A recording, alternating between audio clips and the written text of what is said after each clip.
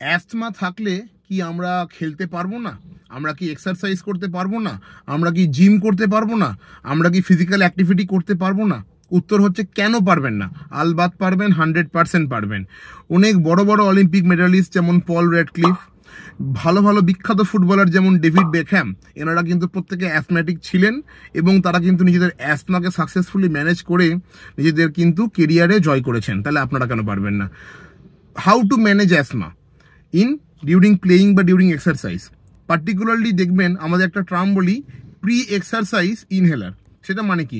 সেটা মানে হলো এক্সারসাইজ করতে যাওয়ার আগে, ফুটবল খেলতে যাওয়ার আগে, টেনিস খেলতে যাওয়ার আগে, সুইমিং করতে যাওয়ার আগে বা যে কোনো ভারী কাজ করতে যাওয়ার আগে একটা ইনহেলারের পাফ লাইক দিস, এটা নিলে কিন্তু দেখবেন আপনার অ্যাজমাটি ম্যানেজ থাকবে এবং আপনি কিন্তু নর্মাল মানুষদের মতো এক্সারসাইজ, অ্যাক্টিভিটি, খেলাধুলা সব করতে পারবেন।